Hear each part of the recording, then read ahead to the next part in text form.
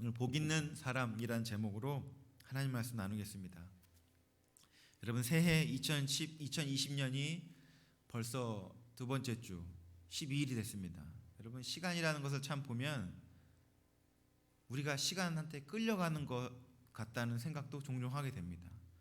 하다가 한 해 시작됐다가 한 해 끝나가는 것이 사실 우리의 인생인데, 우리가 지난주에 나눴던 것처럼 그렇게 우리의 마음과 형편은 신경도 안 쓰고 무지막지하게 자기 갈 길을 가는 그런 시간 앞에서 내가 어떻게 하면 이 2020년 주님이 허락하신 해를 잘 보낼 것인가 라는 것, 우선순위가 중요하다는 것을 우리가 나눴던 것을 기억할 것입니다. 오늘 또 동일하게 좀 2020년을 시작하면서 한번 더 주목해서 고민하고 싶은 말씀을 좀 나누고 싶습니다. 그것은 시편 1편의 이 복 있는 사람이라는 별명을 가진 시편 1편을 통하여서 어떻게 해야 우리가 2020년이 참 복되구나, 어떻게 살아야 2020년이 참 복된 해였다라고 고백할 수 있을지 좀 말씀을 통해서 하나님의 음성 듣는 시간이 되었으면 좋겠습니다. 사랑하는 성도 여러분, 2020년 하나님이 주시는 복이 여러분 삶 가운데 충만하게 부어지시길 예수님의 이름으로 축복합니다. 여러분의 삶에, 가정에, 그리고 직장에, 여러분 어디에 거하시든지 그 복을, 세상의 복 말고 하나님이 부어주시는 복을 경험하는 그런 인생 되시길 바라며, 오늘 시편 1편 복 있는 사람이라는 말씀을 통해서 여러분 좀 그것이 어떻게 가능한지를 좀 주목하시고 경청하셔서 그렇게 여러분 삶 가운데 이루어지는 귀한 시간이 되기를 바랍니다. 먼저 우리는 시편 1편을 읽어보면 복 있는 사람이 되기 위해서 하나님께서 세 가지를 금하시고 두 가지를 명하십니다. 세 가지를 금하시고 두 가지를 명하세요. 먼저 우리가 세 가지를 살펴보고 그 후에 두 가지를 살펴보려고 합니다. 먼저 하나님께서 금하신 세 가지는 1절에 나와 있습니다. 우리 한번 읽어볼까요? 시작. 복 있는 사람은 악인들의 꾀를 따르지 아니하며 죄인들의 길에 서지 아니하며 오만한 자들의 자리에 앉지 아니하고 라고 합니다. 세 가지가 무엇이냐면 꾀를 따르지 않는다, 길에 서지 않는다, 자리에 앉지 않는다. 그러니까 복 있는 사람을 뒤집어서 복 없는 사람을 읽으면 하나님께서 금하시는 것이 무엇이냐면 악인들의 꾀를 따르지 말아라, 죄인들의 길에 서지 말아라, 오만한 자들의 자리에 앉지 말아라 라고 세 가지 얘기하시죠. 꾀, 길, 그리고 자리.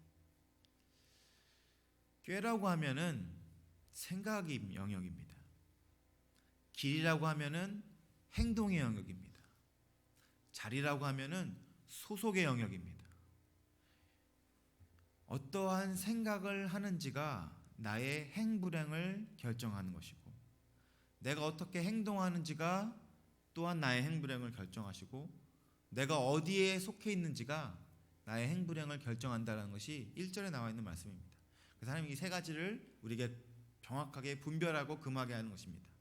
악인의 생각을 따르지 말아라, 죄인들의 길에 서지 말아라, 오만한 자의 자리에 앉지 말아라 라고 하시면서 우리의 생각, 행동, 소속 이런 것에 대해서 말씀하는 것이죠.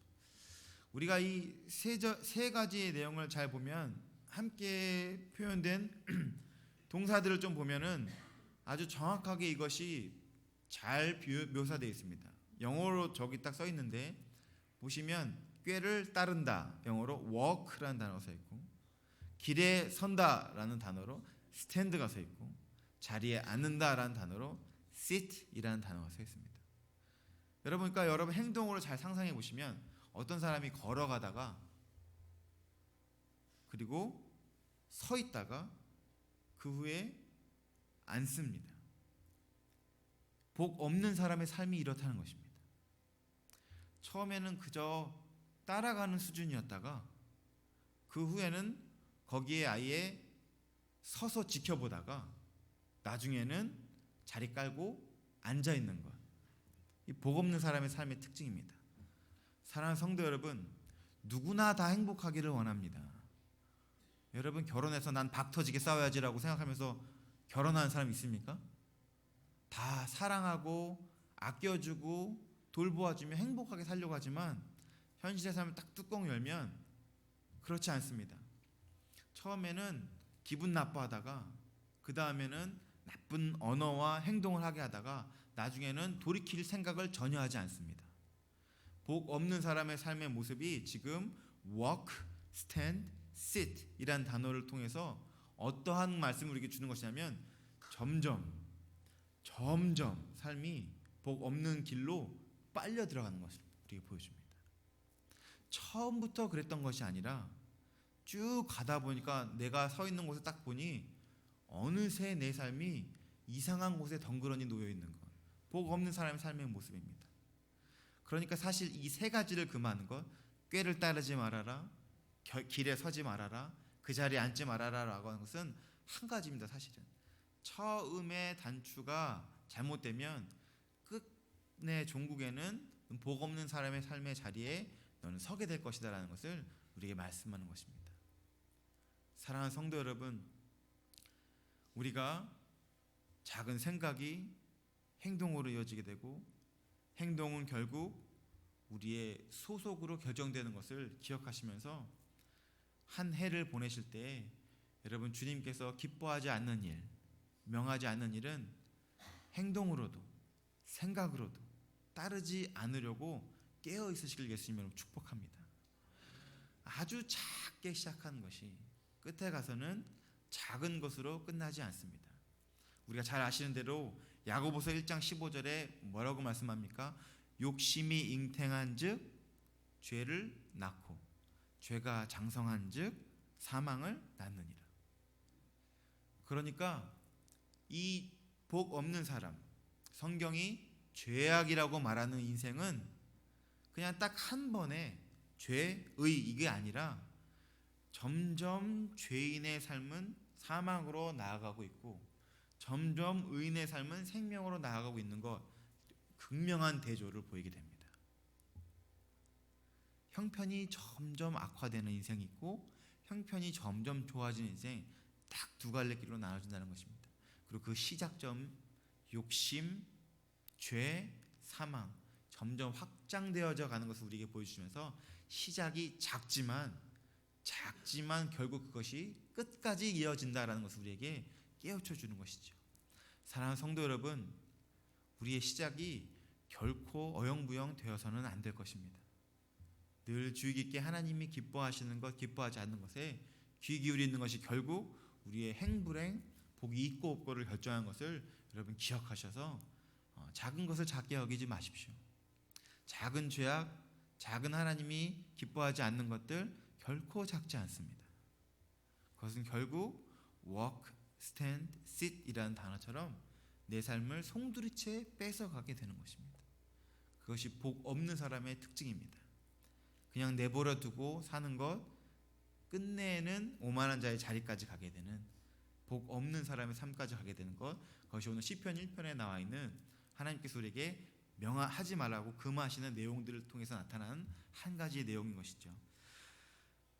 그렇게 하나님께서 금하는 내용들이 1절에 나온다면 하나님께서 하라고 하는 내용들이 2절부터 나오게 됩니다. 우리 한번 2절 보시겠습니다. 2절 한번 같이 읽어볼까요? 시작. 그의 율법을 주야로 묵상하는도다. 오직 여호와의 율법을 즐거워하여 그의 율법을 주야로 묵상하는도다. 우리에게 하라고 하는 명하신 내용을 보니까 하나님의 율법, 말씀에 대한 내용입니다. 말씀. 근데 여러분 이것을 잘 읽으셔야 되는데 이것은 우리에게 말씀을 읽으라고 하는 내용이 아닙니다. 여호와의 율법을 뭐하여? 즐거워하여입니다. 말씀을 읽으라는 것이 아니라 말씀을 즐거워하라는 것입니다. 뭐가 다릅니까? 말씀을 읽으라고 하는 것과 말씀을 즐거워하라는 것의 차이는, 말씀을 읽으라고 하는 것은 나에게 무슨 숙제나 의무같이 여겨집니다. 성경을 읽지 않으면 안 될 것 같은 숙제, 의무감, 내가 해야 될 것, 이런 표현으로 여겨지지만 즐거워하는 것은 내가 그것을 의무적으로 하는 것이 아니라 내가 그것을 하게 될 때 그것이 나에게 기쁨이 되고 힘이 됩니다. 내가 그것을 하면은 힘이 납니다. 여러분, 즐거움이라는 것은 내가 그것을 해서 누가 좋은 것입니까? 하는 내가 좋은 것입니다. 그러니까 내가 그것을 하는 게 나를 살립니다. 그러니까 복 있는 사람으로서 주님께서 명하신 것은 너는 기쁨이 무엇으로부터 오는가에 대한 질문을 우리에게 하는 것입니다. 나는 무엇에 지금 기쁨을 들고 살아가는가? 한 신학자가 이렇게 얘기했습니다. 우리에게 근심과 염려가 불만이 여전히 있다면 그것은 우리가 기쁨을 주님께 두고 있지 않기 때문이다 라고 얘기합니다. 다시 말해서 우리의 기쁨을 주님께 두기 시작하면 근심과 염려와 걱정이 사라지게 된다는 것을 의미합니다. 그러니까 복 있는 사람의 특징은 기뻐하는 이유가 바뀌고 즐거워하는 내용이 달라지는 것이 복 있는 사람의 삶의 특징입니다. 여러분, 2020년에 무슨 즐거움을 누리기를 원하십니까? 어떠한 기쁨을 만끽하며 살기를 원하십니까? 여러분, 하나님을 즐거워하는 인생이 되십시오. 하나님의 말씀을 기뻐하는 인생이 되십시오. 하나님의 말씀을 기뻐하는 것이 무엇인지에 대해서 조금 더 설명하자면, 말씀을 통하여서 주님께서 나를 향하여서 말씀하시는 내용들, 그 뜻을 내가 즐거워하는 것입니다. 내가 그것을 듣는 것을 즐거워하는 것입니다. 그냥 그 자체가 나에게 힘이 됩니다. 느헤미야 8장 10절에 여호와를 기뻐하는 것이 너희의 힘이다 라고 얘기하는 것처럼 내가 힘이 들 때 힘이 나게 해주는 것이 하나님 말씀이 되는 것입니다. 여러분, 이것은 참으로 놀라운 복입니다. 왜냐하면 내가 하나님의 말씀을 자꾸 듣는 것이 나에게 힘이 되어져서 누가 시키지 않아도 자꾸 하나님의 말씀 앞으로 가까이 나가게 되고, 누가 시키지 않아도 자꾸 그것에 귀 기울이게 되고 그것을 찾으려 하고, 내가 점점 그렇게 살아가는 것, 그냥 그것 때문에 내가 생명력 있게 살게 되는 것, 다른 게 아니라 그게 복이라고 얘기하는 것입니다. 사랑하는 성도 여러분, 아주 어떤 사람이 즐겁게 살던 사람이 있었습니다.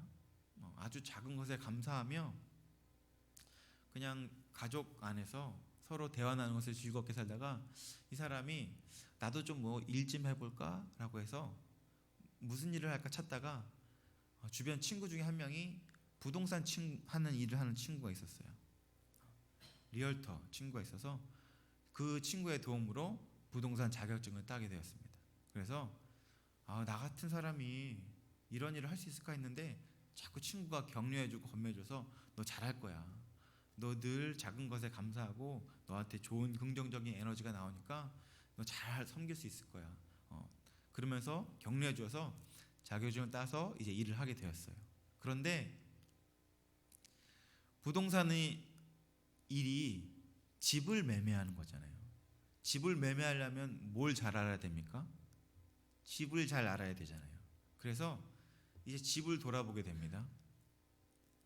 그래서 파는 집을 딱 갔더니 와, 집 참 이쁘다 라고 하면서 들어가게 됐는데 이 집은 얼마지?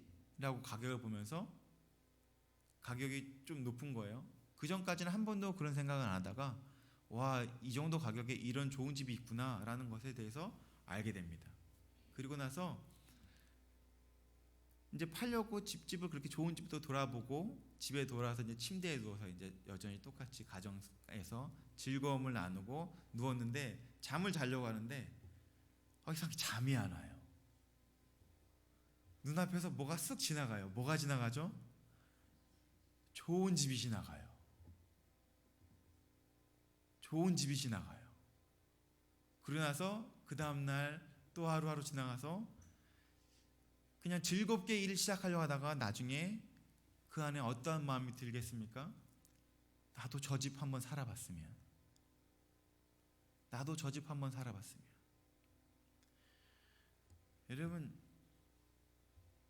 실제로 그런 경험을 한 분께 대화를 나눴는데 그 일을 하다가 결국엔 그만두었다고 합니다. 정말 좋은 집을 갔더니 집을 파는 일을 하려고 일 시작했는데 그 집 밖에 자기 생각이 들어오지 않는다는 거예요.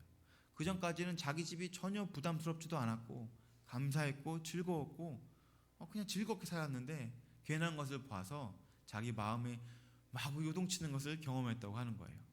부동산 일하시는 분 혹시 계시면 부동산 일이 잘못됐다는 얘기를 하고 있는 것이 아닙니다. 사람이 무엇을 즐거워하느냐가 그의 인생을 결정한다는 것입니다. 내가 뭘 즐거워하는지가 결국 나의 행불행을 결정한다는 것입니다. 그래서 주님께서 너의 복된 삶을 위하여서 하나님의 말씀을 즐거워하라 라고 우리에게 권면하는 것입니다. 사랑하는 성도 여러분, 누구나 행복하기를 원하지만 누구나 같은 것을 즐거워하면서 살지는 않습니다. 그리고 그 작은 차이가 자신의 행불행을 나누게 된다는 것을 모른 채로 그저 끌려가면서 따라가는 것이 바로 우리 인생의 모습이라는 것입니다. 그러므로 사랑하는 성도 여러분, 하나님의 말씀을 즐거워하는 저 여러분 될 수 있길 예수님으로 축복합니다. 여러분의 기쁨의 대상을 잘 묵상해 보세요. 나는 무엇 때문에 기뻐하는가? 혹시 그 대답이 하나님의 말씀이 되지 않는다면 여러분 결코 복된 삶으로 나아갈 수 없다고 성경이 말하고 있는 것입니다. 아무리 열심히 노력해도, 아무리 근면성실하게 잘 살아보려고 해도 여러분 그렇게 안 사는 사람 없습니다. 난 불행으로 달려갈 거라고 산 사람 없습니다. 하지만 말씀을 즐거워하지 않으면 결국 walk, stand, sit 그 과정을 따르지 않을 수 없는 것이 바로 우리의 삶이라는 것입니다. 기쁨의 대상을 하나님의 말씀을 즐거워하는 것으로 꼭 취하셔서 복 있는 사람의 삶으로 나아가시는 저 여러분 될 수 있기를 예수님의 이름으로 축복합니다. 둘 중에 하나가 하나님의 말씀을 즐거워하는 것이라고 하면 또 하나의 내용이 3절에 등장하게 됩니다. 우리 3절 한번 같이 읽어보겠습니다. 시작. 그는 시냇가에 심은 나무가 철을 따라 열매를 맺으며 그 잎사귀가 마르지 아니함 같으니 그가 하는 모든 일이 다 형통하리로다. 사실 두 가지라고 했는데 같은 뿌리에서 나온 두 가지 줄기라고 생각하시면 될 것 같습니다. 두 번째 내용은 시냇가에 심은 나무가 열매를 맺는 것이라고 하면서 우리에게 시냇가에 심은 나무처럼 시냇가에 심겨준 인생이 되어라라고 우리에게 권면하는 것입니다. 여러분 나무가 시냇가에 심겨지면 이 비유가 참 중요합니다. 나무가 시냇가에 심겨지면 나무가 노력해서 열매를 맺습니까? 아니면 시냇가에부터 오는 힘을 통해서 열매를 맺습니까? 시냇가에서부터 오는 힘을 통해 열매를 맺는 것입니다. 그러니까 하나님께서 우리에게 권면하는 것은 첫 번째로 나의 기쁨의 대상을 무엇으로 삼을 것인가 라는 것을 얘기했다면, 두 번째로 3절에서는 나는 어디에 내 마음을 두고 나의 서 있는 곳을 어디로 삼아야 될 것인가 라는 것을 얘기하는 것입니다. 나는 어디에 서 있어야 될 것인가, 나의 삶의 자리를 얘기하는 것입니다. 여러분 사람이 어디에 서 있는지가 굉장히 중요합니다. 제가 미국에 이민 와서 이제 영주권을 받기 위하여서 재정이 필요했습니다. 그리고 교회에서는 재정이 충분치 않아서 여력이 없어서 교회에서 이제 파트타임으로 일할 것을 같이 좀 상의해서 제가 식당 서버에서 일을 하게 되었어요. 제가 목사잖아요. 목사가 여러분 식당에서 일하면 다른 식당에서 일하는 사람과 좀 같아야 될까요? 달라야 될까요? 전 사람입니다. 여러분 저를 신으로 보지 마세요. 하지만 제 안에 그 일을 행할 때 나름대로 다짐이 있었습니다. 그리스도인으로서 어떻게 일해야 되는 것인지 이 시간을 통하여서 좀 증인이 되고 싶다라는 그런 다짐이 있었어요. 그래서 식당에서 일할 때 일할 때에 즐거움이 있기를 원하고, 또 같이 일하는 사람과 즐거움이 있기를 원하고, 손님들에게 정말 웃음으로 상냥하게 잘 대해야지라고 하고 딱 일을 하기 시작했습니다. 제가 식당에서 밥을 먹는 손님으로 살다가 식당에서 일하는 것은 처음이었어요. 그리고 그리고 일하면서 제가 한 가지를 깨달았습니다. 주방 안은 두 가지로 풍성합니다. 한 가지는 음식이 있고 한 가지는 욕이 있습니다. 요리를 하면서 쉴 새 없이 욕이 나옵니다. 손님이 파는 빼주세요 그러면 왜 파는 안 먹고 삐삐야. 이게 일을 하는 건지 욕을 하는 건지 밖에 나와서 드링크 뭐 드시겠어요? 그러고 나오면은 물어보면은 주문 받고 들어오면서부터 온갖 애니멀들이 막 등장하기 시작합니다. 처음에는 그래서 왜 이렇게 욕을 하는 거야? 그러다가 그 욕을 하는 모든 사람들의 모습이 그냥 기쁘게 일하는 저와 탁 전쟁이 시작되는 것을 경험했습니다. 그러니까 제 안에서 저만 느끼는 전쟁입니다. 그들의 언어의 모습들, 그들의 반응의 모습들이 저에게 도전하기 시작합니다. 따라와, 따라와, 따라와. 여러분, 그러니까 제가 그때 뭘 느꼈냐면 내가 어디에 서 있는지가 이렇게 중요하구나. 목사인 나도 지금 이렇게 저 욕을 듣는 것이 괴롭고 나도 모르게 그 감정의 소용돌이에 따라가게 되는 것을 종종 경험할 때가 있는데 성도들이 삶의 자리 일터에서 얼마나 힘들까, 얼마나 믿음을 지키면서 하나님 말씀을 따라 사는 것이 얼마나 힘들까라는 것을 그 자리에서 좀 경험하게 되었어요. 그러므로 사랑하는 성도 여러분, 우리가 어떻게 해야 되겠습니까? 식당을 때려쳐야 되겠습니까? 일을 그만해야 되겠어요? 여러분, 자꾸 은혜의 자리에 속하도록 서 있도록 자꾸 우리의 삶을 드려야 된다는 것입니다. 하나님의 말씀이 선포되어지는 것, 하나님의 음성이 들려지는 곳, 기도의 자리, 찬양의 자리, 말씀의 자리, 좋은 신앙의 교제가 있는 자리에 자꾸 내가 서 있어야 돼요. 여러분, 그렇지 않으면 나의 능력의 힘이 내 안에서 오는 것이 아니라 시냇가에 심은 나무가 열매를 맺은 것처럼 내가 어디에 내 물줄기에 어떤 물줄기에 내가 뿌리를 내는지가 내 열매를 결정한다는 것이기 때문에 그것이 나의 삶을 다 결정하는 것입니다. 그러므로 나의 선한 열매는 내가 선한 자리에 서 있을 때 맺혀지게 되는 것입니다. 여러분, 2020년도 한 해 복된 인생이 되기 위해서 우리가 또 한 가지 하나님께서 명령하시는 것에 귀 기울여야 될 것은 내가 선한 곳, 하나님의 은혜가 머무르는 곳에 뿌리를 내려야 된다는 것입니다. 여러분, 어떻게 한 주를 보내십니까? 우리가 다 주일 예배 때 이렇게 말씀을 듣고 도전을 받아서 여러분 삶의 자리에 나가서 여러분 어떻게 하나님의 말씀의 양분을 받을 수 있게 여러분 삶의 자리에서 서 계십니까? 여러분, 한 주를 잘 보십시오. 사람이 무엇에 시간을 보내고 어디에 돈을 쓰고 어떤 장소에 머물고 있는지가 그 사람입니다. 그게 그 사람이에요. 여러분의 시냇가는 어떤 열매를 맺는 시냇가에 여러분 뿌리를 내리고 계십니까? 복 있는 사람이 되기 위하여서 은혜가 흐르는 시냇가에 여러분 뿌리를 내리시길 축복합니다. 그것은 예배의 자리가 될 것입니다. 주일 예배, 수요 예배, 새벽 예배, 구역 예배. 그것은 말씀을 읽는 자리가 될 것입니다. 하나님의 말씀을 묵상하고 찬양하고 기도하는 자리. 여러분, 얼마나 그런 자리에 속해 계십니까? 그것을 잘 분별해야 된다는 거예요. 여러분, 그런 자리에 서 있지 않으시면 대단히 죄송한 말씀이지만 정확하게 복 없는 인생으로 가게 될 것입니다. 하지만 나는 부족하고 내가 특별히 잘난 것도 없고 내가 어떠한 좋은 성품이나 능력이 있지 않더라도 내가 은혜의 자리에 자꾸 서 있게 되면 여러분, 그 은혜의 자리가 나를 웃게 할 것이고 그 은혜의 자리가 나의 삶을 형통하게 할 것이다 라고 오늘 말씀합니다. 사랑하는 성도 여러분, 하나님을 경험하는 자리에 서 계시길 축복합니다. 하나님을 경험할 수 있는 자리에 자꾸 여러분의 시간표를, 스케줄을 변경하세요. 가장 먼저 그 자리에 가도록 하세요. 가장 먼저 그곳에 서 있도록 하세요.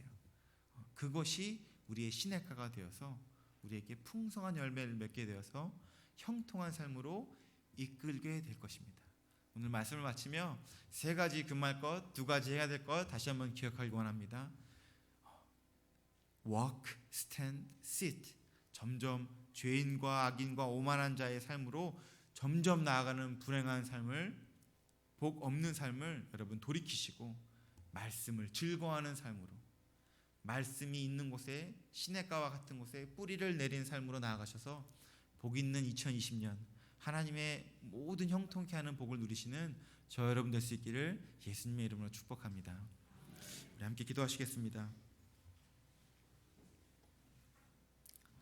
참 좋으신 하나님 아버지, 오늘도 우리에게 귀한 하루 주님 허락하신 주일 예배에 허락하셔서 하나님의 말씀 듣고 다시 한번 말씀에 도전받아 순종함으로 나아가는 귀한 시간 허락하심에 감사를 드립니다. 하나님, 작은 죄악이라도 그것이 처음에는 걷다가 서다가 앉게 되는 것을 보게 되면서 우리가 그 작은 유혹, 욕심이 잉태하여 죄를 낳고 죄가 장성하여 사망에 이르는 하나님, 그런 삶을 우리가 잘 분별하게 하셔서 작은 것도 작은 것으로 여기지 않게 하시며 죄가 지배하는 인생이 아니라 은혜가 우리를 다스리는 인생이 될 수 있도록 주님 축복해 주시옵소서. 언제나 우리의 기쁨의 대상이 하나님의 말씀이 되길 원합니다. 하나님의 말씀을 즐거워하는 인생이 되게 하시고, 하나님, 우리가 서 있는 곳이 하나님의 은혜가 흐르는 시냇가처럼 심겨진 나무, 그런 인생이 우리의 삶이 되게 하셔서 하나님 2020년을 돌아볼 때 하나님이 얼마나 우리의 삶을 풍성한 열매로 채우신지를, 얼마나 우리의 삶을 형통케 하셨는지를 고백할 수 있는 한 해가 될 수 있도록 주님 축복해 주시옵소서. 감사를 드리며 예수님의 이름으로 기도합니다. 아멘.